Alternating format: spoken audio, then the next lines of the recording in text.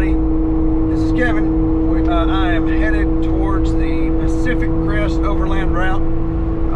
Haven't run this trail before. It's supposed to be a mixture of dirt and a little bit of pavement, I'm sure. But the whole thing runs from the Mexican border almost to the Canada border, but not quite. But we're only going to be running about 100 miles of it on this trip. We're towing the trailer. We'll see how it does and see how the trail is actually. We're starting the Salton Dunes or something like that, and we'll be going up behind the Salton Sea and coming up and hitting I-10, and hopefully we'll make it to I-10 and be able to take 10 back and work our way back from there on Sunday. But that is the plan, so we'll see you when we get there.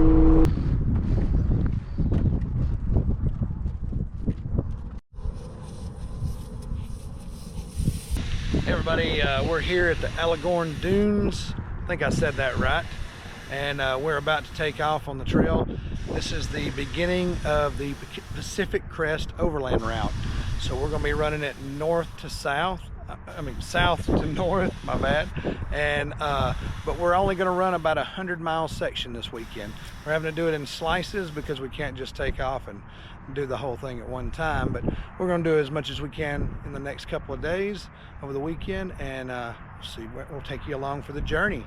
Okay, guys. So here we go. The Salton Dunes are a 45-mile long by 6-mile wide section of the desert that stretches from Interstate 8 on the southern tip all the way up to State Route 78. This area has been home to several feature films, two of which are Stargate, my personal favorite, and Return of the Jedi, which is also one of my favorites as well. So come on out here and take a look. So you're going to follow the line of the canal whenever you first get in, and just keep following this fence. It's basically what you're going to do, and that's kind of the route you're going to go whenever you first get out here. All right? The dunes have frequently been a barrier to human movement in the area. Foot travelers frequently diverted south into Mexico, and in 1877, the Southern Pacific Railroad was diverted north to avoid the dunes. But in 1915, Colonel Ed Fletcher built a wooden plank road across the dunes to prove that cars could cross the dunes and to connect San Diego with Yuma, Arizona. This trail eventually became part of Interstate 8. During World War II, the U.S. military conducted desert warfare training on the dunes, which were part of the California-Arizona maneuver area. People have been driving the dunes for recreational purposes almost since vehicles first reached the area, which may have been the proving ground for the first dune buggy modified Ford Model A. Off-road driving surged following World War II, with surplus Jeeps becoming available to the public. See, people have been Jeeping for a really long time out here, guys. It's originally our place. While the desert does present its challenges, especially with the soft sand and things of that nature, if you're looking for a technical route, this is probably not for you. This is basically what you will have most of the way. It's just a lot of really nice traveling across the desert and seeing the different types of wildlife and plant life that actually can survive in the desert. But as far as technical obstacles, you're really not going to find too many of them in this section. Just because it's lacking in technical obstacles doesn't at all mean that this is a boring trail, though. And to be honest with you, pulling a trailer on it was quite the challenge, as the bumpy roads constantly sent my trailer bouncing all over the place. And especially if you got into that soft sand that I was talking about a while ago, it really did present a problem, as you will see here in the upcoming clips.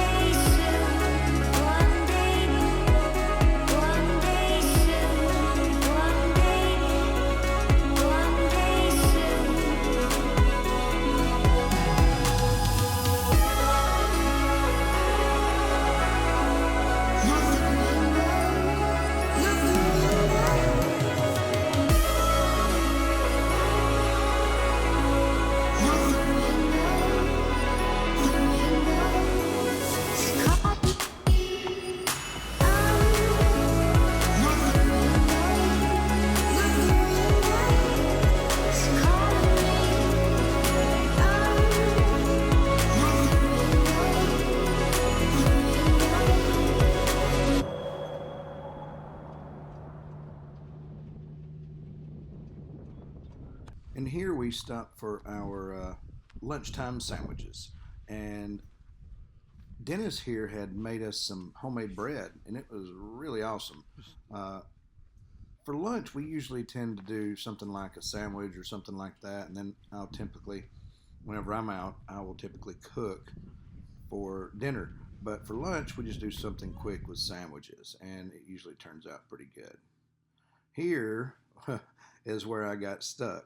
I was not paying attention to the trail and realized that I was having to go up in that soft sand there, and ended up, getting a little bit stuck because I was actually in, I think I was in two-wheel drive whenever I first hit it, and it dug me in, and I put it in four-wheel drive, and then put the lockers in. And a little word of caution: lockers don't really do good on the front whenever you're going uphill like that, because all it does is uh, tend to dig you in on sand, soft sand like that. All it did was dig me in, and so as soon as I took the lockers off, I was actually able to steer out of it, went down, and then got a little bit more speed and went up right here.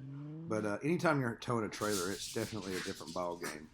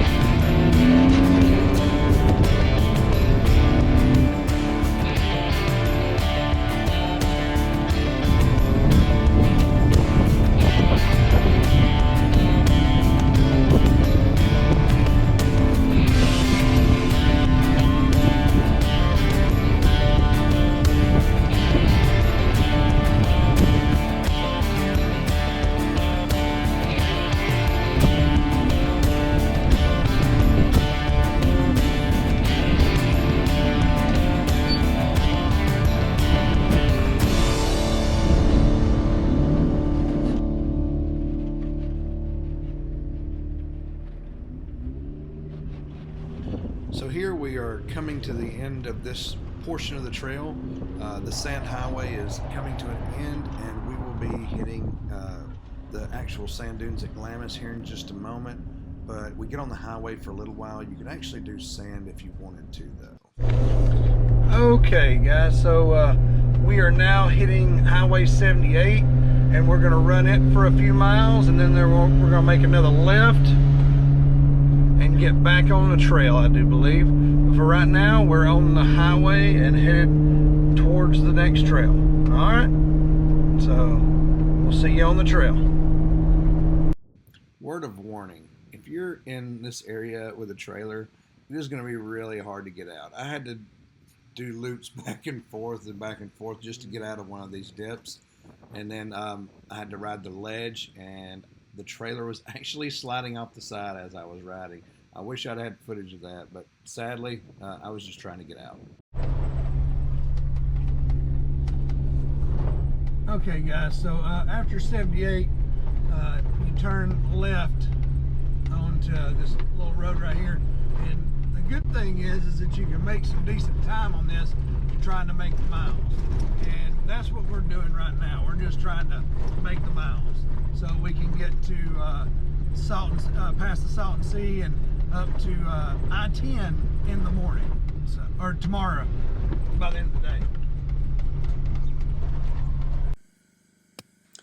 Here Dennis is chopping up some wood to try to get us a fire built so we can sit around and have dinner by the fire and everything like that. I'm over there cooking up some hamburgers and everything so we can sit down and have a nice meal, and while he chops up the wood and gets the fire going. It's all about the teamwork. The teamwork makes the dream work, guys, so just remember that. We all have a part to play in this adventure that we take. I also want to say that a good camp knife for stuff like this is really important. I personally have a Benchmade. He has another knife. His blade's just a little bit longer, so I imagine it's probably a little easier to chop through because you can get a better swing on it. But my Benchmade, I think, did pretty good. Right here, he is starting it with some flint and a little bit of lighter fluid, but he nonetheless it got it started off real quick. Data, what the hell are you trying to eat? So curious. Oh my gosh, Ellie is. Yeah. He has not moved. That's why she loves that little thing. That is her favorite spot. She's got her set up. Nobody can get to her, and she's warm, and she can see us, like just eyeballs straight on her. Yep. That's it. Well, guys, this is going to end this night and this leg of our journey, and we'll pick it up next week with our next video for day 2, where we visit up around the Salton Sea and we go to Salvation Mountain and some other places like that. And it kind of looks like something out of Mad Max Thunderdome or something like that. It's pretty intense out there. It's a lot of nomads. So stay tuned for the next episode. And this is Kevin, and I hope to see you on the trail.